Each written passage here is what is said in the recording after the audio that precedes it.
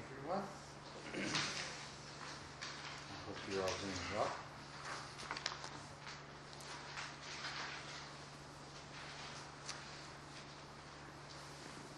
So, if you'd like to join me, we can take the refuges and the precepts together. Please repeat after me in the Pali scriptural language. Namo tassa bhagavato arahato sama sambuddhassa. Namo tassa bhagavato arahato sama sambuddhassa. Namo tassa bhagavato arahato sama sambuddhassa. Namo tassa bhagavato arahato sama sambuddhassa. Namo tassa bhagavato arahato sama sambuddhassa. Namo tassa bhagavato arahato sama sambuddhassa.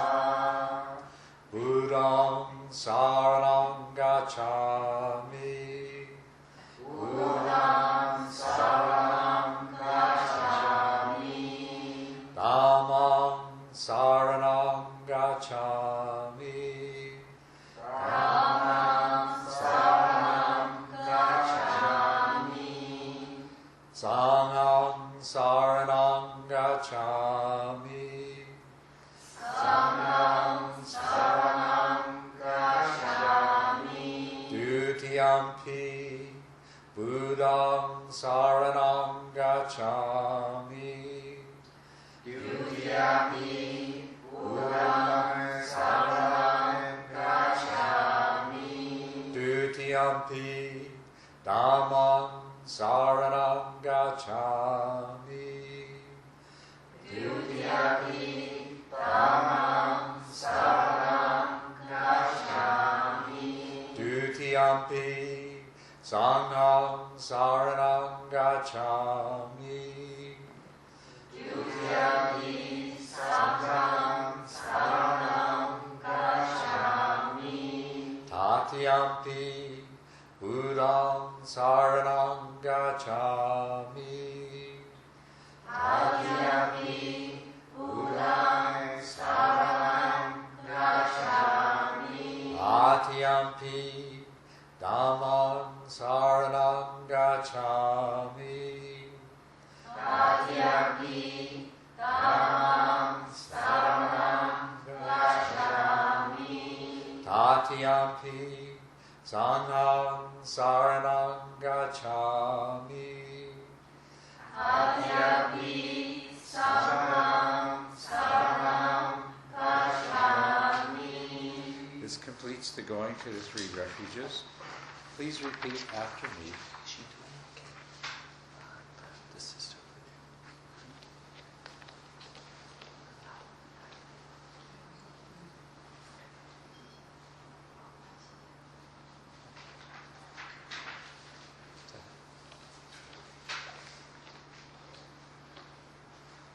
He's asking her when to switch because she's coughing and there are conditions for the Oh, sure. I'll switch with her. Oh, okay. you want to switch? Yeah.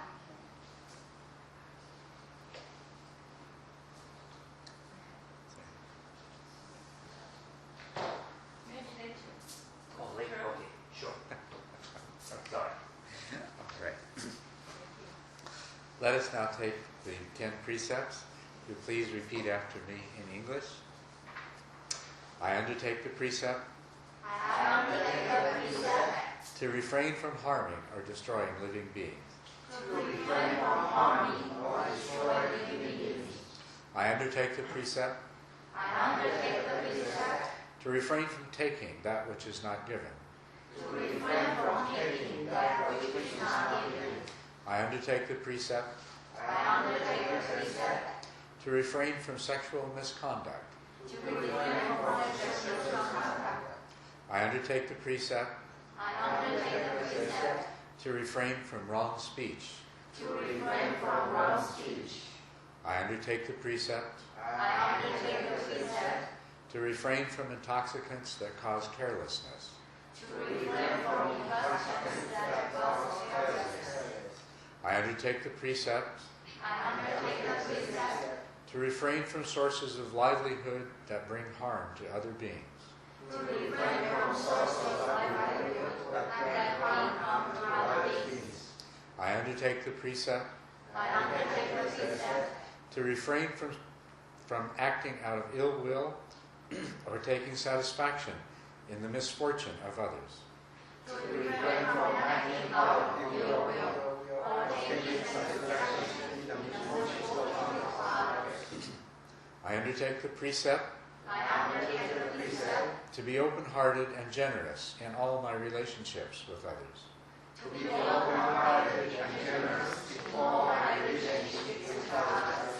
I undertake the precept I undertake the precept. to act with loving kindness and compassion in all my relationships with others. To act with loving kindness and compassion in all my relationships with others. I undertake the precept I undertake the precept. to live with mindfulness and follow the Eightfold Path To live with mindfulness and follow the Eightfold Path. through daily study, meditation, and reflection. Through daily study, meditation, and reflection. With these 10 precepts, virtue becomes the vehicle for a happy existence.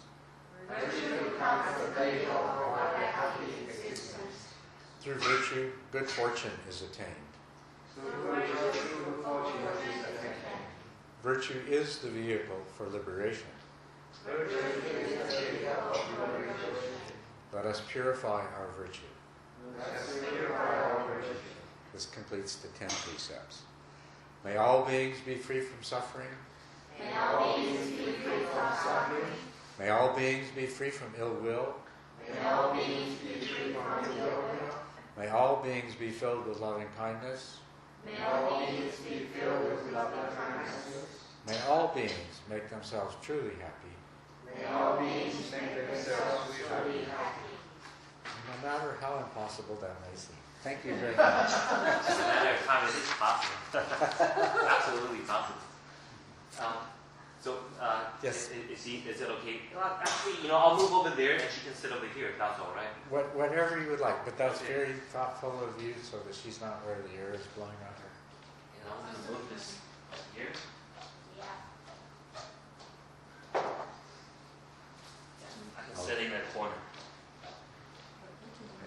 Although she might even like sitting in the chair. So. Oh, okay. Yeah. Well, Would you like to I'll sit? let her sit on the corner.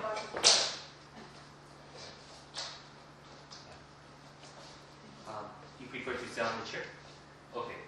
And you can move your cushion here if you want to later on. Next one, more shop.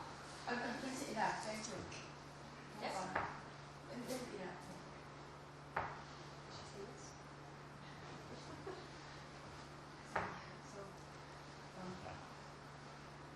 That's good. That shawl comes from a little shop just up the street on Temple Road from the Dalai Lama's temple, where the Dalai Lama from Tibet teaches. So it should keep you warm. You can turn the chair if you like, so you can the chair. Okay, so where were we?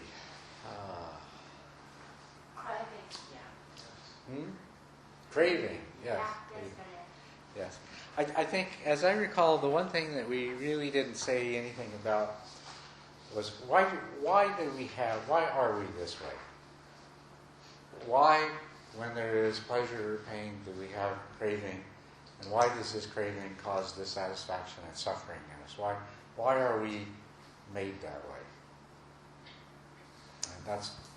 And so we talked about the tremendous advantage and benefit that it would be if we could overcome craving. But we didn't really address the question of why we have craving to start with. And I'll just briefly point that out to you. It's fairly obvious when you think about it. Okay? So,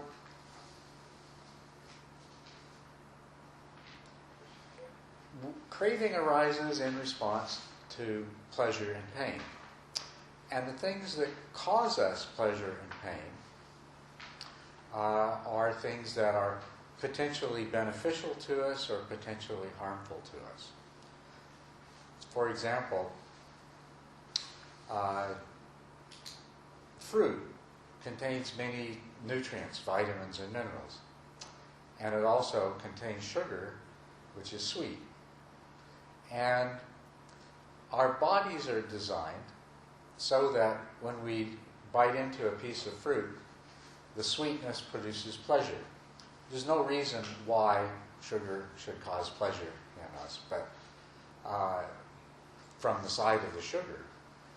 It's that our bodies are designed to experience pleasure when we eat something that's sweet.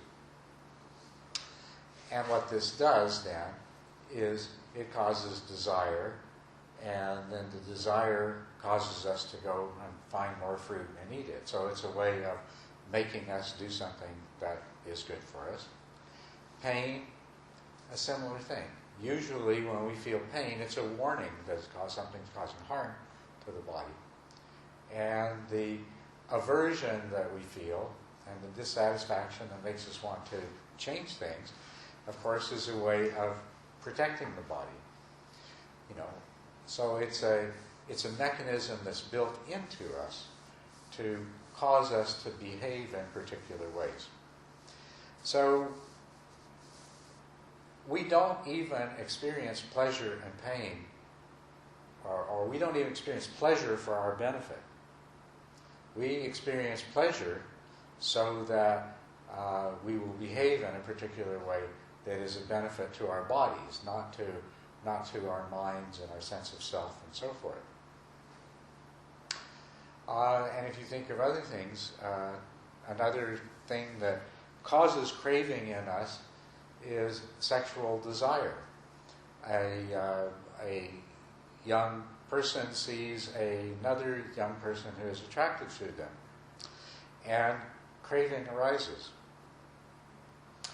And it's not that when the young person is motivated to do things to form a relationship, it's not even the pleasure of sex that is motivating it. When they see the person of the opposite sex, it causes them to feel pleasure, which causes craving, so they want to be with that person. Later on, of course, there is the sexual pleasure and the other things. But the whole purpose of this, the reason that we're born a kind of being that experiences pleasure when we see someone of the opposite sex, is so that we'll make babies. And it doesn't matter if you don't want children, you're still going to experience that. And it's not for your benefit, because anybody who's had children knows having children it's an incredible amount of trouble. And if we ever knew, if we really knew, and if we didn't have this desire, this craving, and we just thought about it, right, we'd say, no, not me, right? And this is the decision that some people make. So we realize that this pleasure we experience, and the same is true of pain, but the pleasure that we experience and the craving that rises from it, and the behaviors that we enter into as a result of it, this is, we are being programmed and controlled to do something that we might not even necessarily want to do. So all of this pleasure and pain and craving is about built-in automatic mechanisms to make us behave in a particular way. Not that benefits us as individuals, but that causes us to, the things that we desire to have are things that can assist in our survival and assist in our ability to find a partner and so our desires lead us to survive and reproduce. So really, this whole desire thing that we experience is a program that we're born with to make sure that no matter what we might like to do as individuals, we're going to be very likely to behave in a particular way that suits a program that isn't necessarily of our choosing. So now, many animals, their behavior is almost entirely instinctive, right? Almost everything they do is automatic. They're born with these instincts, and their behavior is a natural result of those instincts, and it involves no thought, no planning, and no choices.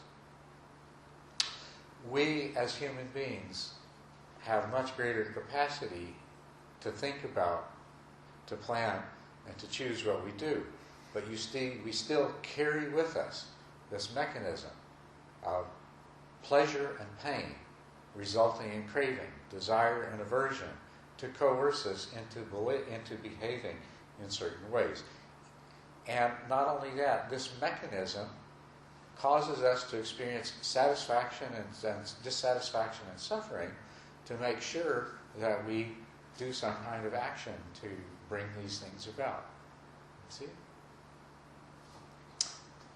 So this is our situation. Here we are, intelligent, sentient beings, compelled throughout our lives to behave as a result of craving and to experience dissatisfaction and suffering due to built-in programs that actually detract from the quality of our life, from our happiness. Very interesting, isn't it? So what we're trying to do is to reprogram what we are to a better way. So why are we programmed to still experience dissatisfaction when we get what we want? To which? Why are we programmed to still experience dissatisfaction even when we get what we want? That's so that we'll keep on going. We'll go and get something else. We get a little dose of satisfaction for a very short period of time, and then more dissatisfaction to make us keep on going. And this is, you see, in the Buddha's description of the way our lives unfold moment to moment, is that there are sense objects that contact the senses, and we experience pleasure or pain. As a result of pleasure or pain, there's craving. As a result of craving, there's the grasping after that which we perceive as the source of the pleasure, or in the case of pain, trying to eliminate the object that's causing that. And then the next thing that leads to is becoming.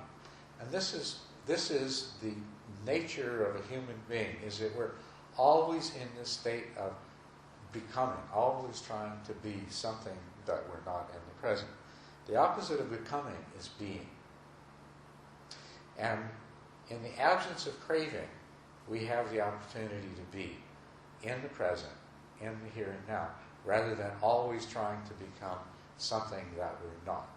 So this is another way that you can think of what this is about, is this is a mechanism that creates us as a kind of being that's always becoming something else, always committing ourselves to action to cause us to be something that we're not, projecting us into the future and out of the present. And you may know that that in all spiritual teachings we keep coming back to this idea that the here and now, the only thing that really exists is the present. The future doesn't exist, and the past is gone. All we have is the present. And Ram Dass wrote a book many years ago that is very popular called Be Here Now. Maybe some of you have read that book or know of it. But, it's this basic spiritual teaching that it shows up in many traditions, that we, in order to become the kind of people that we want to be, We need to learn to be here now, in the present. And there is another more modern spiritual teacher by the name of Eckhart Tolle.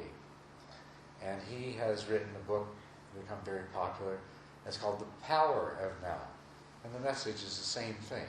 It's coming into the present, you see. So this is a universal message. What the Buddha is teaching us is how to bring an end to becoming and to come into a place of being rather than this eternal cycle of becoming.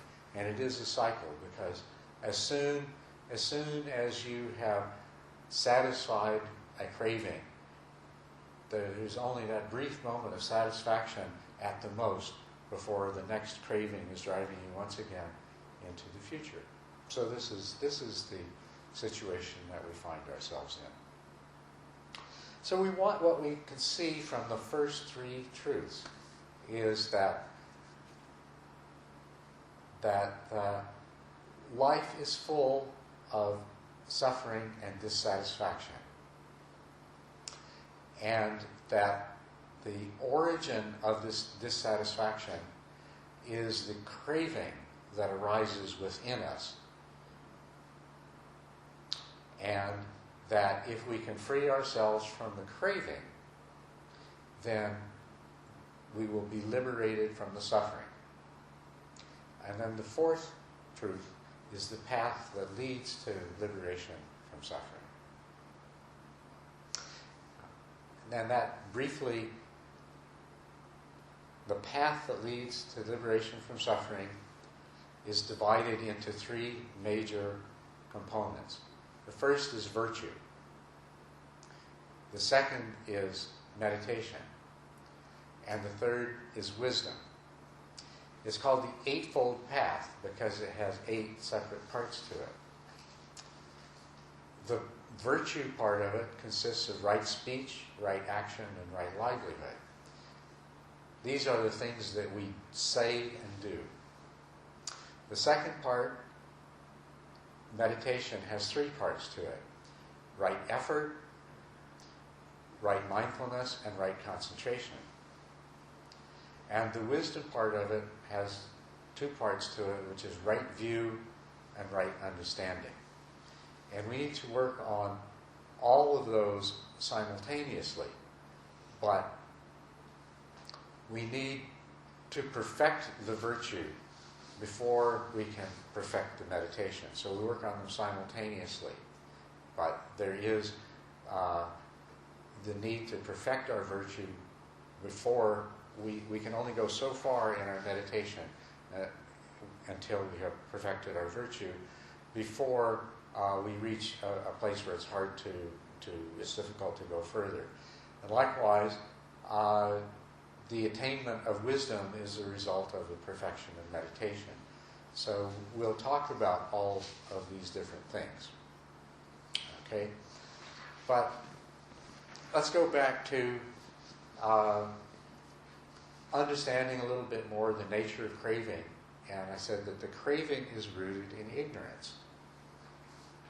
Desire and aversion and ignorance are the 3 very fundamental roots of all of our unhappiness and dissatisfaction. And so to eliminate craving, we have to look at the ignorance part of it. Because although we can temporarily eliminate craving, it will come back again unless we eliminate the ignorance that gives rise to it. And that's the tricky part, is getting through the ignorance. Yes? So why did the Buddha say that craving is caused by ignorance? What were the other 2? I'm sorry. Ignorance, aversion, and greed. Did I say that right? Craving is greed and aversion. Right. Okay? All right. And they are dependent upon ignorance. So I guess the 3 poisons are greed, Greed, aversion, and delusion. Sorry. Yes. Okay. words mixed up, but why do you need to even say aversion and greed if they come from ignorance? Why can't you just say it's ignorance? Craving is caused by ignorance. Why do you have to say the other two if they just come from ignorance? Well, you need to, because of the nature of the way it works, you need to understand all three, and you need to work with all three of them. That's a very good question, okay? And a very good way to approach this topic is from the basis of that question. So we've already investigated the relationship of craving to the fundamental problem of our suffering and dissatisfaction. And we've seen that that is something that is inherent within us when we come into this world. That we are born with the tendency to exhibit craving as a program to make us do things in a particular way. And then that craving, in turn, is related to what we call ignorance or delusion. And it is very intimately related to it, but it is still a separate thing.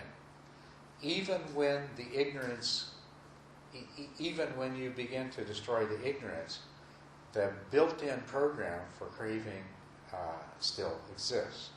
And so that must be dealt with separately.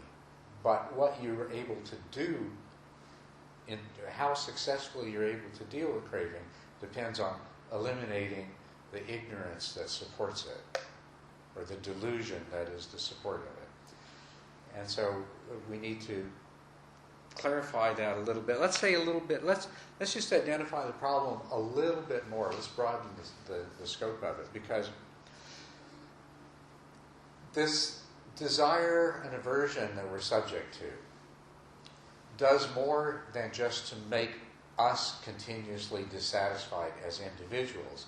It also causes us to constantly engage in activities, to say and do things that contribute to that are harmful to others and contribute to the suffering of others. You see that? So it's a much larger problem than just our own suffering. It's also what we do to each other. And if we look at the world, we see that so much of the pain and suffering in the world is unnecessary in the sense that it is avoidable. It's what people cause to each other. We all agree with that? We have a world filled with pain and suffering that people inflict on each other. And they inflict this pain and suffering on each other out of desire and aversion, through the compulsion of desire and aversion. So, and actually this is something that's very useful to understand, because it helps you to examine your own experience and other people's experience and understand it in terms of right view. Because when you see somebody doing something, engaged in unwholesome speech or unwholesome activity, you know that it is rooted in their own pain, their own seeking after pleasure. It's rooted in their own craving. And likewise, when you find yourself doing something like that, whenever you engage in unwholesome activities, this is a red flag that says there is desire and aversion happening. It's the only reason that we do these things. And you can look into it and find it. By the way, the same thing is true whenever you find yourself experiencing suffering and dissatisfaction. If you look into it, you will see there's desire or aversion underlying that. So, unwholesome activities and suffering and dissatisfaction are all the outward manifestations that show us that the desire and aversion are present beneath the surface, either in ourselves or in other people. So, we look at this and in our ordinary common sense way of looking at things, why are people greedy? They are selfish. And there is a perception of the self having need and there being a limited availability of those commodities that we think are going to make the self happy. And so, from the viewpoint of selfishness in a world of limited availability, then there is a logic to taking from others. Right? And so greed is a natural arising of desire, but that desire is focused in the idea of a self. And even if we take away the desire, if we still have this sense of and this belief in ourselves as a self, sooner or later, desire is going to be rekindled. And the same thing, aversion. What causes us pain, we want to destroy it. We want to, at the very least, to avoid it. But very often we want to crush it or destroy it or whatever. And we have this strange urge that when somebody hurts us, we want to hurt them back. Maybe hurt them back so severely that they don't hurt us anymore. You see, that's the kind of primitive logic, not the intellectual logic of our human minds, but the primitive logic that is built into us is to punish, to attack, to punish, to destroy that which we are afraid of, that which harms us, that which threatens us, that which competes with us for the limited resources that we have desire for. And so we have the satisfaction, suffering, and all sorts of evil actions arising out of craving, desire, and aversion. But the root of this is this idea there is a self and there is a world of limited resources out there, or that there is a world of resources. Also, at the root of this is the belief that our happiness and our suffering, that there is a self, and that the happiness and suffering of the self is dependent upon what is out there. This is the nature of our ignorance. This is the delusion. But when I tell you that it's a delusion, it's hard to see that it's a delusion, because it certainly seems to be it's the reality you've known your entire life. There is me. I am a self. And I experience pleasure and pain, and I have needs. And there's a world out there, and there's things out there that make me happy, and there's other things out there that make me suffer. This is the way you experience it. And this is where your thought processes function. They come from this place of ignorance that, if I want to be happy, I got to go get one of those things that makes me happy. A piece of chocolate or a new girlfriend or whatever it is. And if I'm suffering, I need to do something about the source of the suffering out there. But you see, we've already discovered that one aspect of this delusion when we were examining suffering. We realized that things outside of us can cause physical pain to the body, or unpleasant tastes and odors and sounds and things like that. But we discovered that the suffering actually comes from inside of us. So we've already begun to discover at least the nature of this delusion. So the delusion is that I am something separate from the world that I live in. I am an object, the world consists of objects, and the objects can make me happy or unhappy. That is the delusion. And all of that is an error. It's not really the way it is. But it certainly is the way it seems to us. And it's very difficult to believe that it's not that way. Yes? Why cannot a person who hasn't understood understand not self yet, and I eradicate suffering by understanding that craving causes suffering and abandons craving. How come that doesn't work? He can abandon craving, but as long as he still believes in himself as a separate self and a world of things out there to make him happy or unhappy, to cause him pain or pleasure, then he's going to revert to trying to obtain the things that cause pleasure and avoid the things that cause pain.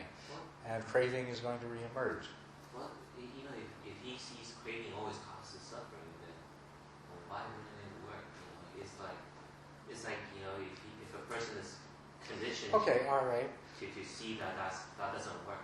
But yes, perhaps theoretically a person might understand that and cease to pursue these things.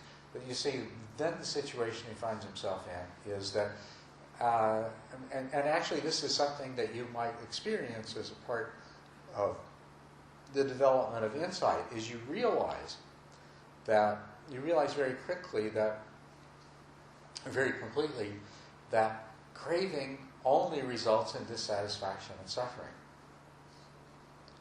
But if you still believe in yourself as a self, now it seems hopeless. So hopeless? Why would it be hopeless? It seems hopeless because here I am, this self, and no matter how hard I try, I'm never going to make myself happy. Well, it's because this person is using the wrong strategy. The strategy is to crave it. The right strategy is not to crave. The right strategy is to overcome craving. Yeah, but let me explain to you how we do that, and maybe it will help you see the problem. Basically, the problem is as long as you have the delusion, craving sooner or later comes back again, even though you can temporarily get rid of it. You can overcome it temporarily, but it sooner or later will come back. So this is what, when we talk about there being 4 stages of enlightenment, this is how we get rid of it. So, first of all, actually the craving also supports the illusion, too, because whenever there's craving, there's a very strong sense of I.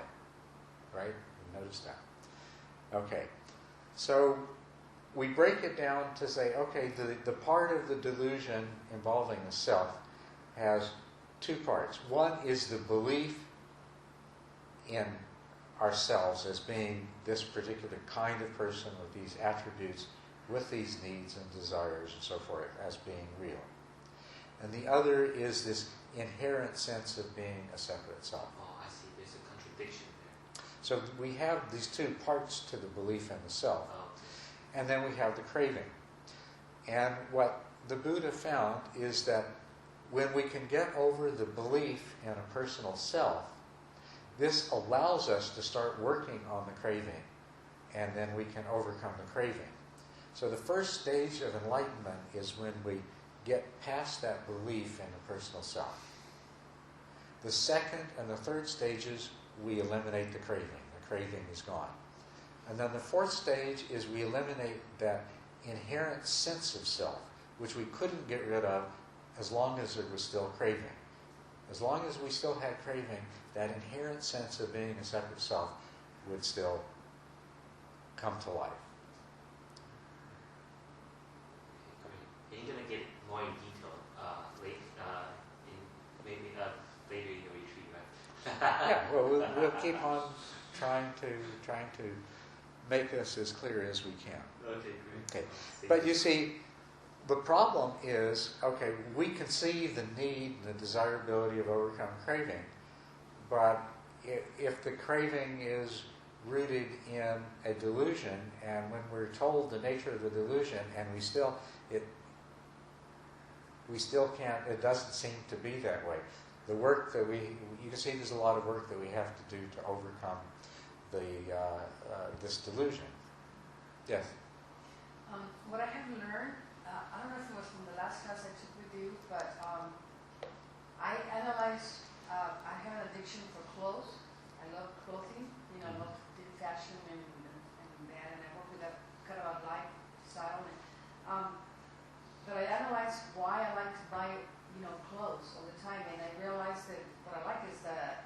art of designing.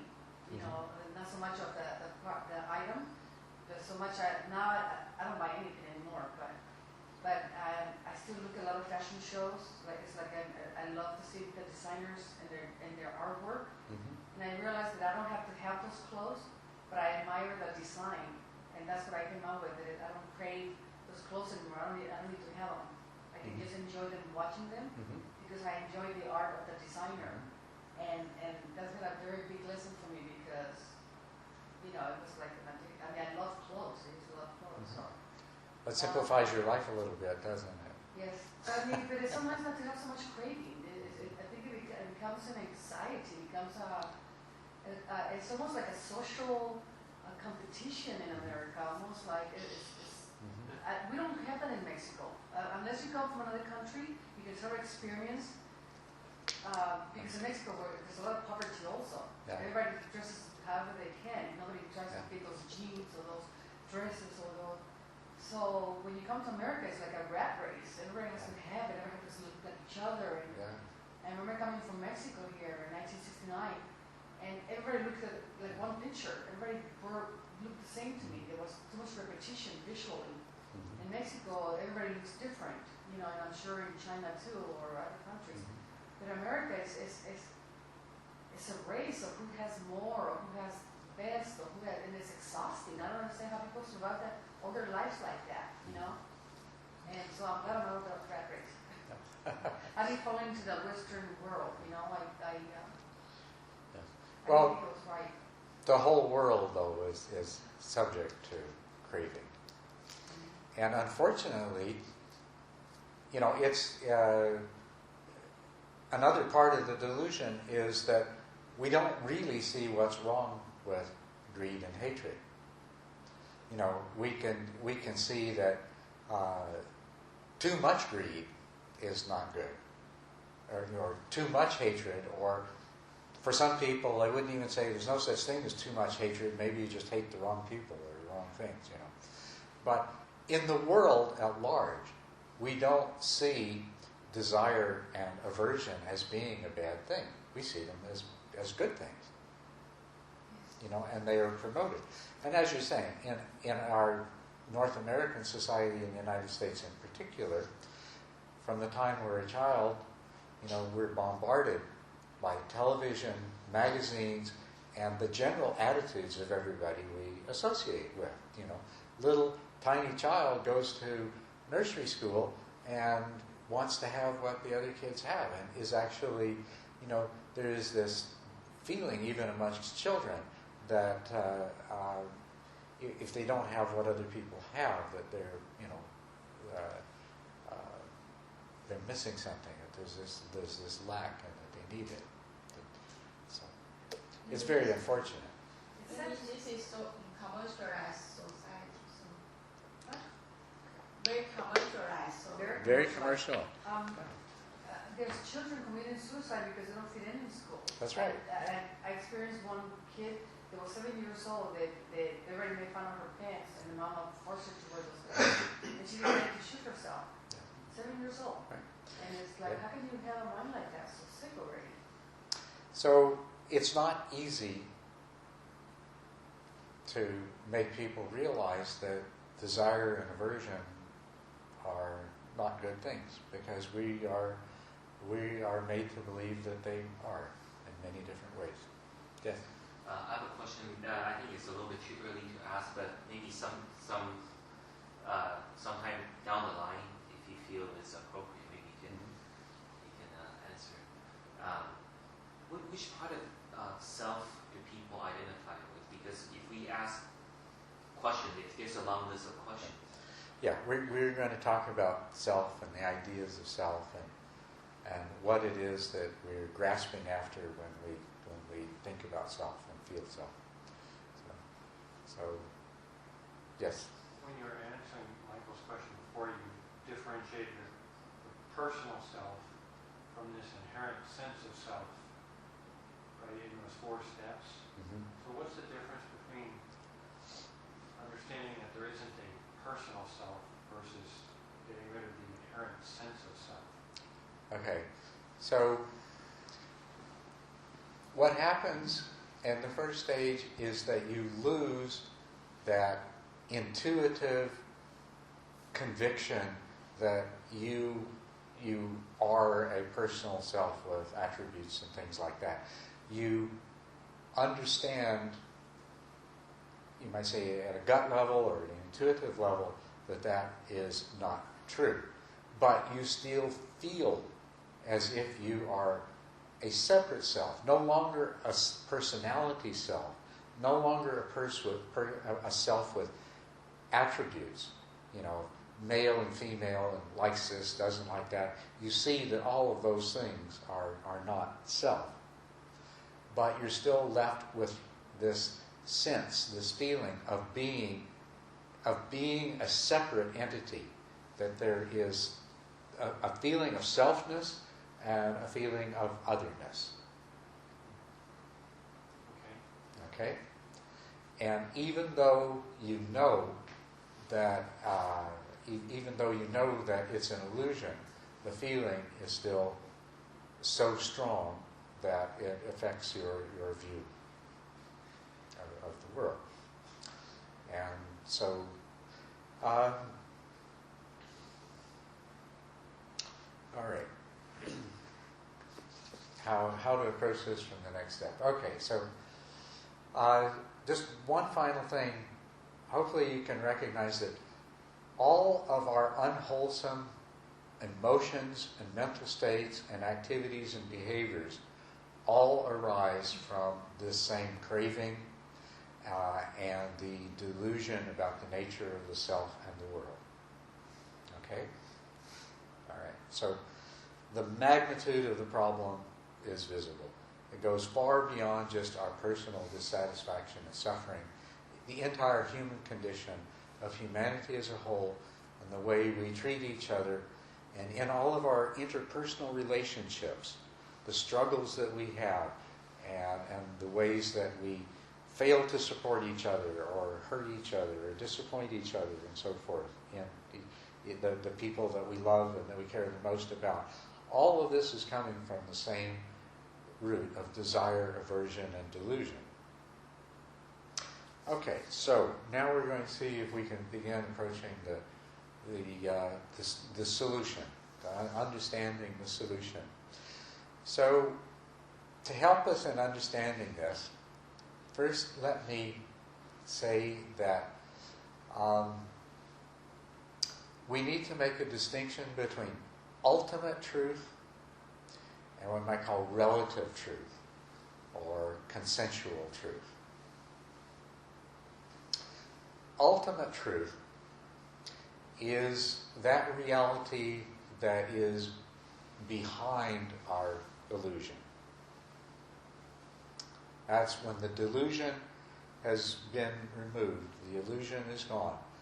Ultimate reality is what lies behind it.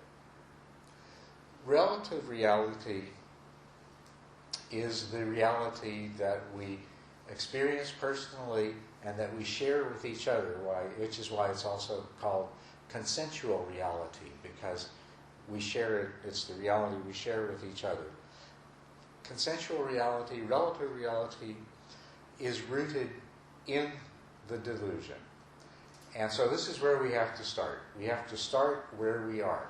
And we are in the realm of relative truth.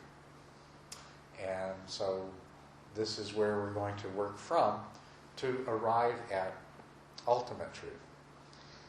And what I want to point out to you from the start is that as the delusion begins to fall away, it can be terrifying, because we are very, very deeply attached to this delusion, and we are not capable of conceiving of anything other than that. And so it feels as though we're in the process of losing everything that is meaningful and important. So when you embark upon a path by means of which you are going to discover that the self that you cherish does not exist, that it's an illusion, this is going to seem, it's not going to seem like something that you want to do. It seems like death. And in a way it is like death. But, and if there were not an ultimate reality beyond that, it would indeed be terrible. So the danger is that as we learn that self is an illusion and the world, the way we perceive it, is an illusion, there's a danger that our mind will slip into a state of negativity. It's called nihilism. Nothing matters. Nothing has any meaning. Nothing has any point. And it creates a feeling of depression. It's frightening. Okay? So we want not to slip into that. We're going from the delusion of believing that we might perhaps have some kind of eternal soul that is a part of an eternal world. And as we lose that, we don't want to slip into that nihilism of thinking there is nothing without a ground, that it's hopeless, everything is meaningless, nothing has any point. Because we need to get through that so that we can achieve the ultimate reality, which is the ultimate reward. It is the only thing that's worth doing. And so you have to have the faith to start with that there is that. I don't know how much you know of history, but we know of the horrible things that happened in World War II in Nazi Germany. What many people don't realize is that that society, the leaders of that society, were nihilists. They had been deeply affected by the philosophy of a man named Friedrich Nietzsche. And Friedrich Nietzsche basically exposed the truth that a lot of modern science and philosophy is pointing to, which is that most of what we cling to as important is an illusion. But without any sense of the ultimate truth that lies beyond that, these unfortunate people slipped into a state where they believed that nothing had any true or ultimate meaning, and you see the horrible catastrophe that it brought upon a large part of the world. So don't allow yourself to slip into despair and hopelessness and nihilism. There is an ultimate reality that once the delusion has been removed, once the veil of illusion has been drawn back, then the experience of that ultimate reality will completely and permanently and totally remove all fear. In the first stage of enlightenment, not only do we completely overcome the attachment to the personal view of self, but we lose all doubt. Doubt of efficacy of the Dharma? Well, yes, but what is efficacy of the Dharma means the doubt that there is this ultimate truth that transcends and eliminates all of our fears and concerns. And how do we avoid the nihilism, the belief in nihilism? Because what we're going to do is to reveal a truth through direct observation. And your only danger is if you interrupt the process of direct observation and start conceptualizing it. Okay? Because relative reality obscures ultimate reality. And relative reality is in the realm of concepts and ideas and the workings of the mind, the appearances of the mind. So, what happens when you no longer believe that there is a self or soul, and that this body and mind that you are is just a temporary thing, constantly changing, and at death will disintegrate? The fear comes when you say that, well, that's all there is. Because this is in the conceptual realm, You can't conceive anything else. So you've got to keep on directly examining. Don't stop your investigation and start thinking. If you stop your investigation and start thinking, it will become very disturbing. So I mean, you can adequate data is collected. The only thing that you want to think about is to think about how what you've learned coincides with the Dharma truths, because they will guide you. But if you get off on your own and start thinking that, well, if that doesn't exist, then it must be this way, and well, that's all there is, and that's terrible. And then you feel very disturbed and disappointed.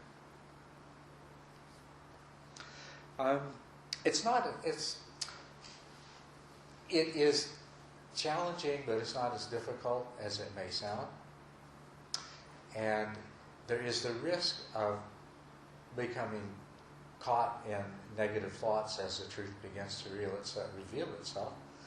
But with some guidance and with some care on the part of the yogi, the Buddhist practitioner, that need not be a great difficulty either. It can be dealt with. And to give you an idea of where we're going here, this is a great example that actually came to me in one of my interviews this morning. I've never thought of it before, but I think it illustrates it very well. At one point in the history of human beings, not that long ago, people posited that the sun and the moon and the wind and the rain and the weather and the seasons and all of these things that they saw going on were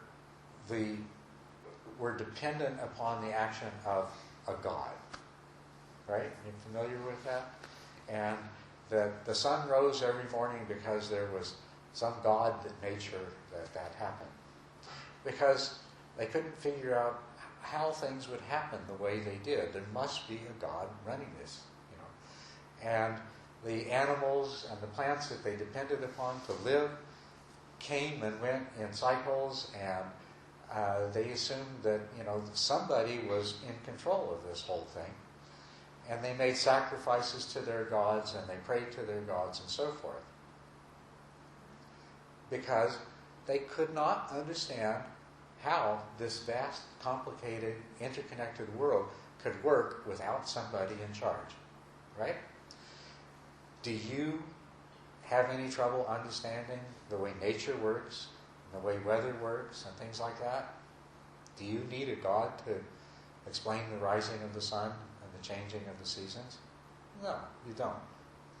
For those people, it would have been extremely difficult to give up because they couldn't understand how this could work without a God.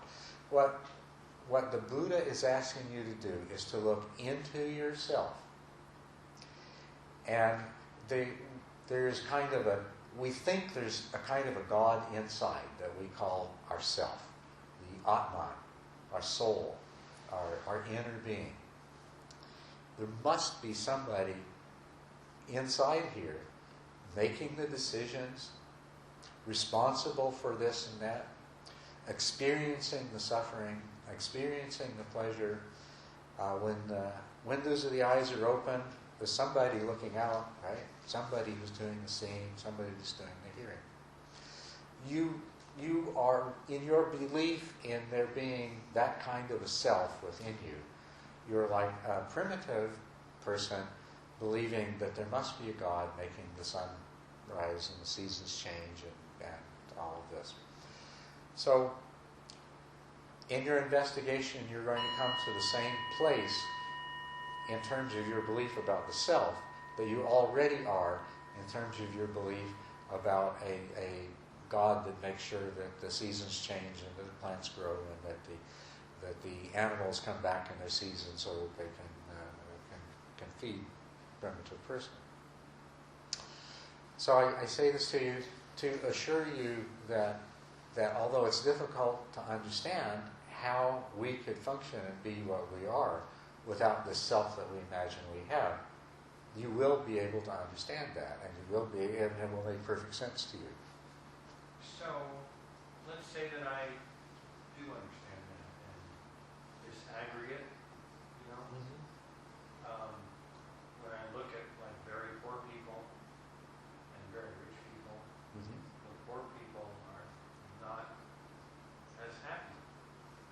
So even without this idea of self inside of me, pardon the word me, but just this aggregate here, this aggregate would be happier getting some of those things that those people have, right? I don't need a sense of self to crave things that will make this aggregate feel better. Well, you need a sense of self.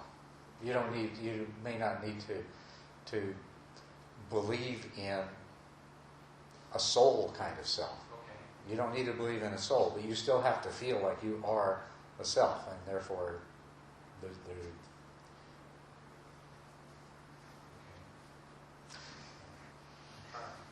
But and you don't worry about it. I'm telling you. I'm telling you so that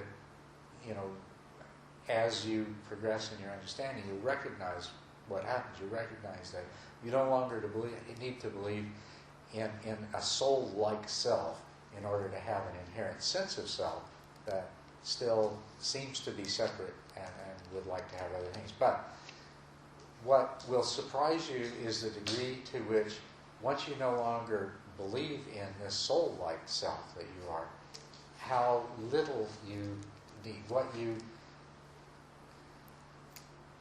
What comes with that is being able to be more in the present and less becoming and more being.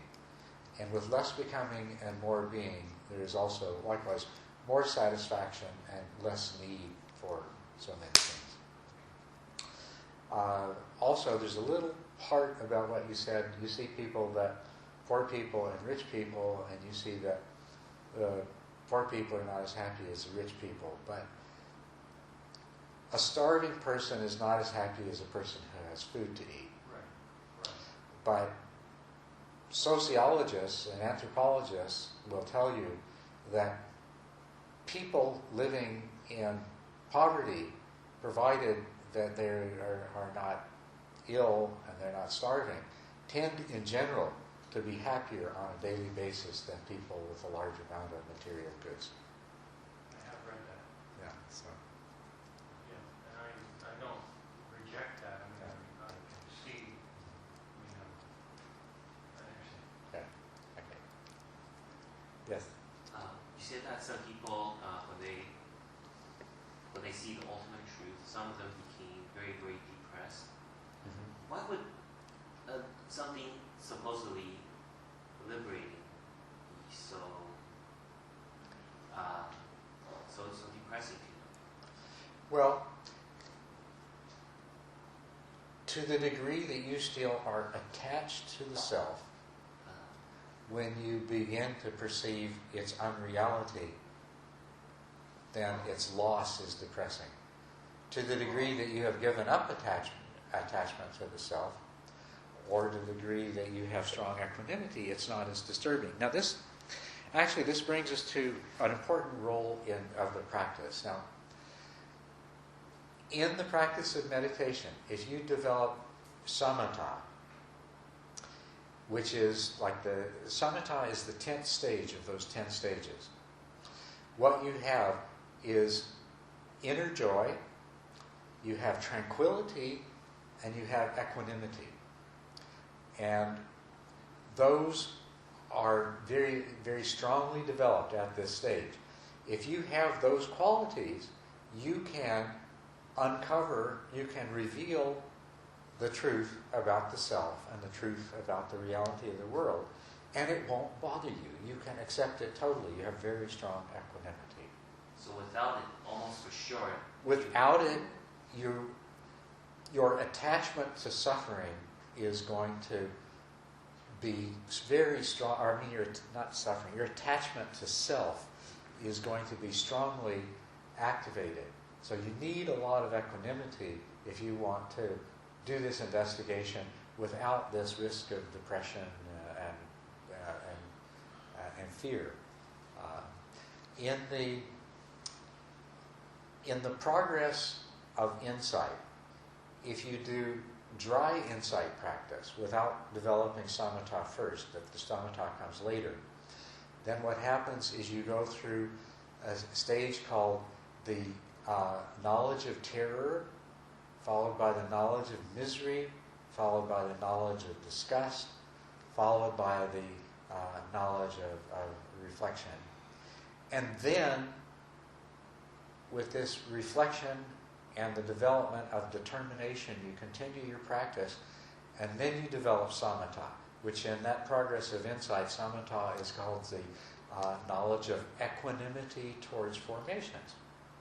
If you do samatha practice, you already have equanimity towards formations, and you can skip the knowledges of misery and disgust and so forth. Okay? But even if you don't have samatha, and even if you don't have strong equanimity, you can still just persist in your practice and pass right on through the fear and the misery stages. The fear and the misery are only there because you still have attachment to self, even though you are understanding in a deep way that, wow, this self isn't real at all. You know, there's still an attachment to it, so there's a sense of loss, sense of something being taken away, destroyed. Things become meaning. Along with that comes understanding of the emptiness of the world. And with the emptiness of the world, then a lot of the things that have given your life meaning previously begin to no longer have the same power to satisfy that need for meaning.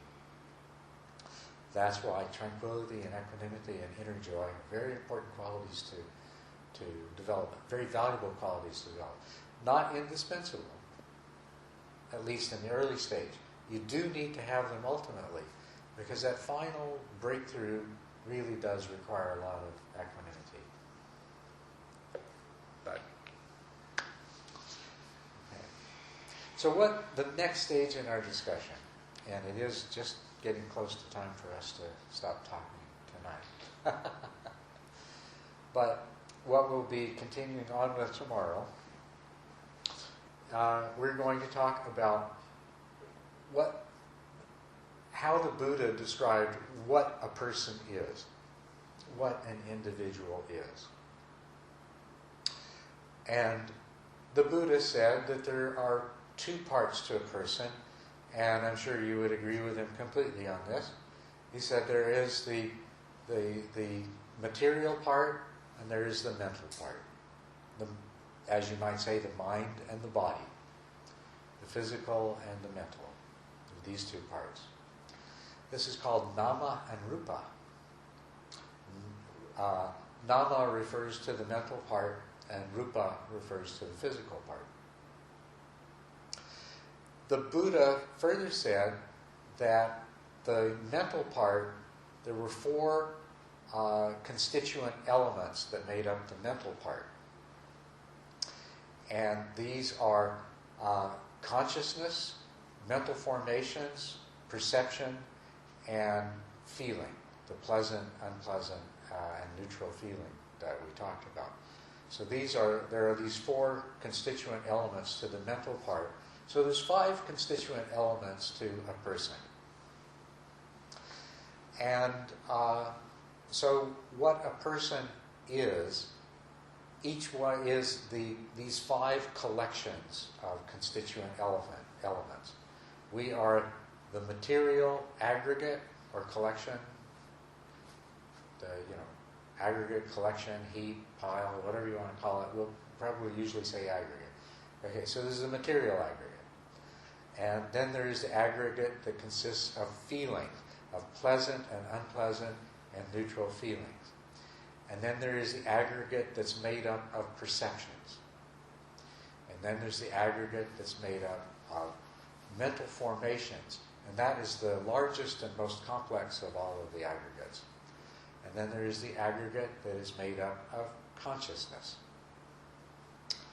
And so what he has suggested is that these 5 include everything that you will find if you investigate who and what you are. You won't find anything that's not included in these 5. And And so the 5 aggregates are a tool that's used for investigating the nature of a person or an individual. And the idea is to discover, first of all, to determine that indeed those 5 account for anything. Or do we need to posit a soul or self in addition to these 5?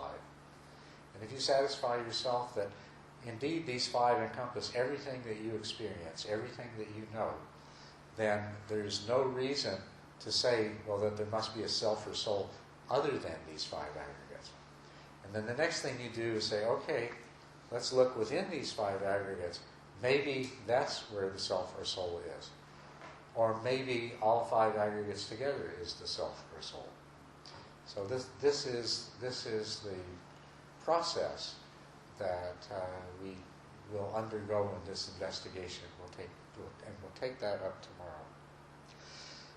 I have already, though, been talking to a number of you to begin looking at these things, to look at the difference between sensation and perception, and to recognize there are sensations and there are perceptions, and they are different things.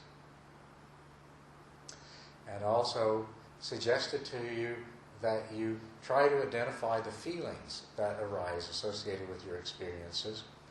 And if you can distinguish the sensations from the perceptions, to try and notice that a sensation is associated with a feeling, and each perception is also associated with a feeling.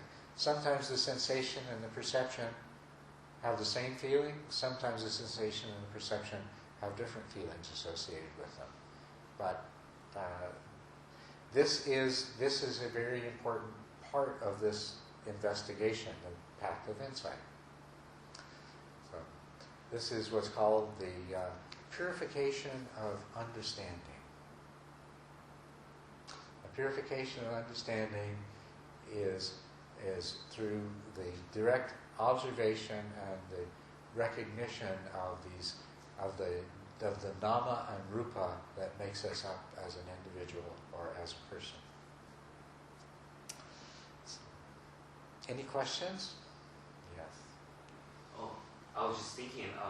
So the mind has a tendency to have the desire to grab, and the corresponding sensation is tension, because when you try to grab something, your muscle tightens up, and then there's a sensation of tightness. And they're both results of grabbing. Okay. So, yeah, that would be a physical sensation that's associated with it. Somebody else might, when grasping takes place, they might feel a tightness in their stomach, or, But yes, you have sensations that arise as a result of the mental grasping.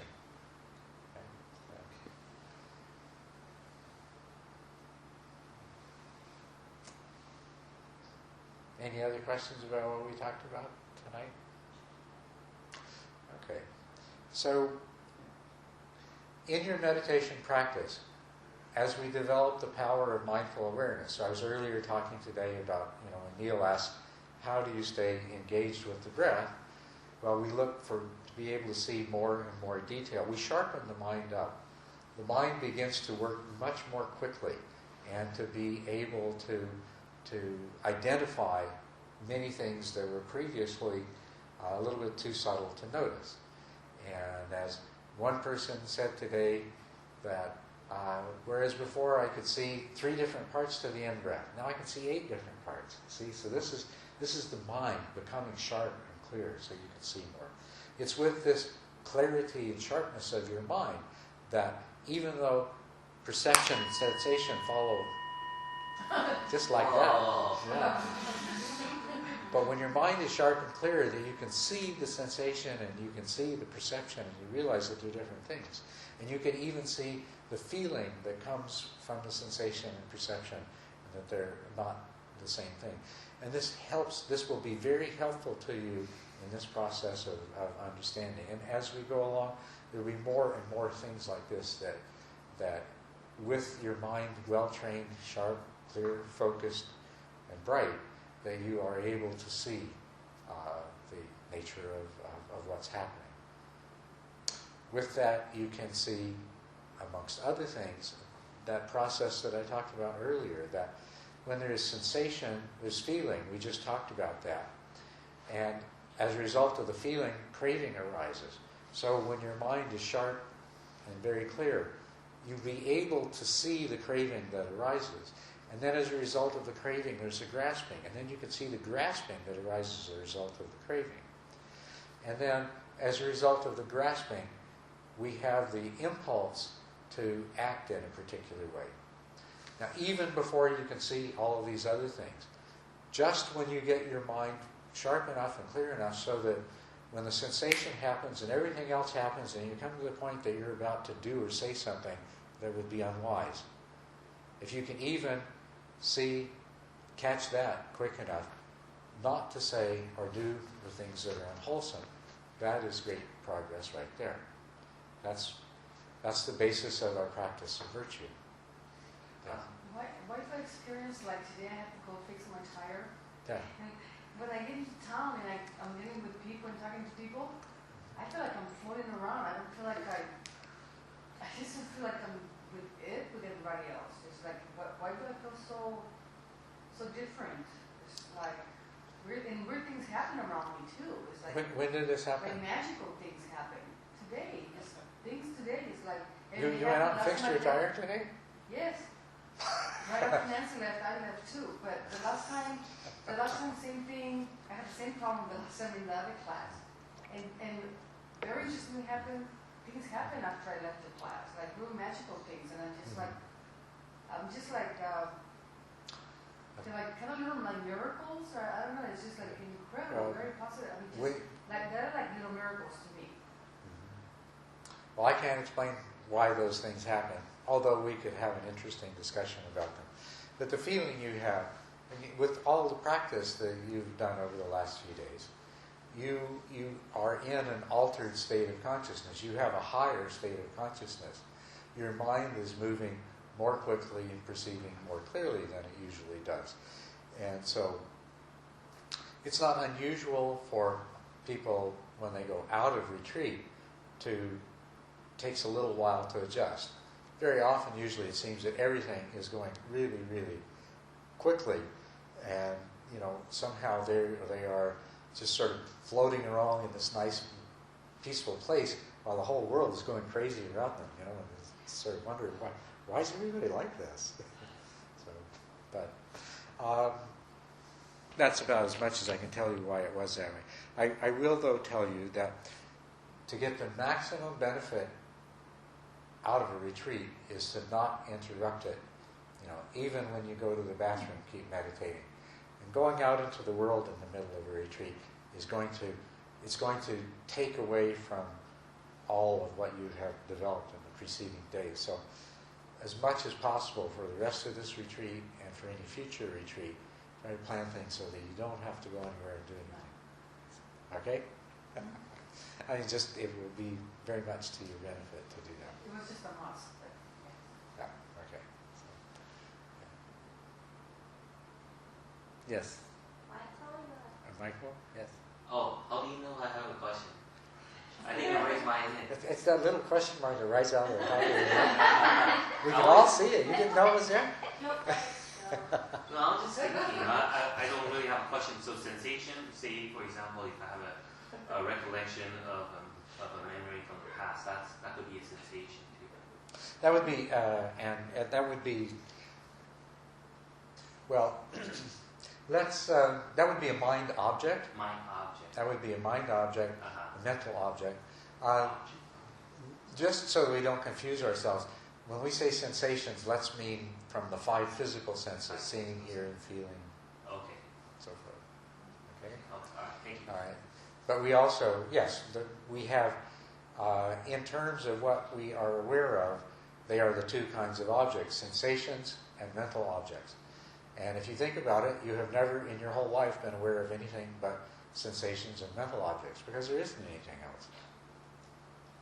I've got a quick one. Ewen can't see me, so she doesn't know that I have this question.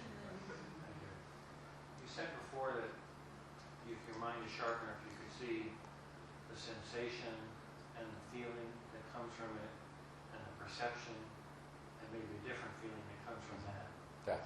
Could you give like just one example, perhaps, of something that might be that way? Where you're, Let me give you an example. Sometimes, if there's a big enough delay, it's really obvious, you know. So I'll give you an example. Whether you can relate to it or not, I know you can understand it. So, if a stroking movement on the back of your arm is intrinsically a pleasant sensation, it's just, you know, that's nice. Right? So, the sensation is pleasant, but if somebody you really didn't like stroked your arm, as soon as you had the perception of who was doing it, it would be unpleasant, not pleasant. right. So there's a sensation and one feeling, and then there's a perception and a completely different feeling. Okay. Okay? Okay. So most of the time they come closely together. But another example that you might look for is in our food, because in order to give our food variety and interest, we mix different flavors, some of which we wouldn't like at all by themselves. We put things in our food that are bitter or sour, and bitterness and sourness by themselves, we don't, you know, they have an unpleasant quality to them. But you might, in the process of eating, sometimes notice that there is a, for example, part of the flavor you're experiencing is a bitterness, but as a part of the whole and because of the associations with it, that you are experiencing a pleasure from the perception from as a whole.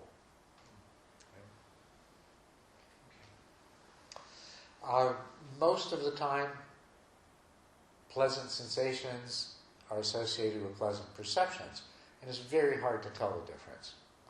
It's only when they're different that it's really easy to tell the difference. When you have a pleasant sensation that is associated with an unpleasant perception or vice versa, then the contrast makes them easy to pick up.